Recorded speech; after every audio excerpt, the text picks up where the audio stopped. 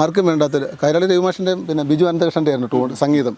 അപ്പോൾ എല്ലാവർക്കും എഴുതി വന്നപ്പോൾ അതിനകത്ത് എഴുതാൻ പറ്റാത്തൊരു ടൂണകത്ത് കിടന്ന് അതിങ്ങനെ തരര താരര താരരേ താരരേ നല്ല ടൂണാണ്. പക്ഷേ അത് അന്നവിടെ ശ്രീമോഹൻ എന്ന് പറയുന്ന അവിടുത്തെ ഒരു തിരുമേനി ഉണ്ട്, രാജീവ് തിരുമേനി. ഇവർ രണ്ടും എഴുതിയത്. അപ്പോൾ അവർക്ക് അതിനകത്ത് നേരത്തെ ഉള്ള വരി അങ്ങോട്ട് ഇഷ്ടപ്പെട്ടില്ല. അപ്പോൾ അവർക്കത് എഴുതാൻ വയ്യാതായി.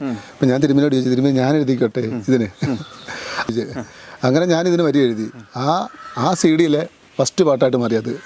അല്ല കഥ ആ പാട്ട് പടയണിയാടിയുറഞ്ഞൊരു രാവിൽ പരിചൊടു ചൂട്ടിൻ പ്രഭയുമൊടുക്കി വടിവൊടു തിരുവുടലങ്ങു തെളിഞ്ഞു പടയണി വെട്ടത്തുടയോരേ ജയ ഇങ്ങനെ സാധനമായിരുന്നു. നല്ല പാട്ടാണല്ലോ. പക്ഷെ അത് അവിടുത്തെ ആ പടയണി വെട്ടത്തെ ആ കഥ നമ്മളെന്ത് കൊണ്ടുവന്നപ്പോൾ പാട്ടിൻ്റെ രൂപം മൊത്തം ആ പാട്ട് ഒന്നാമത്തെ പാട്ടായി. അപ്പൊ പെട്ടെന്ന് അങ്ങനെ ദൈവം ഒരു വരികൾ തോന്നിപ്പിച്ചു. പെട്ടെന്ന് തോന്നിപ്പിച്ചു. അപ്പൊ അത് ആ സി ഡിക്ക് അത്ര ഒന്നാമത്തെ പാട്ടാണ്. ശരി. അങ്ങനെ അല്ല നമ്മളങ്ങനത്തെ പാട്ടുകാരെ നമ്മളെ നിയോഗിച്ചിട്ടില്ല. ഇല്ല ഞാനില്ല, ദൈവമാണ് നിയോഗിച്ചത്. ഞാൻ ചിത്രത്തിലില്ല. അപ്പൊ ആ ടൂണ് കൊള്ളത്തില്ല, മാറ്റി വെച്ചിരുന്നു.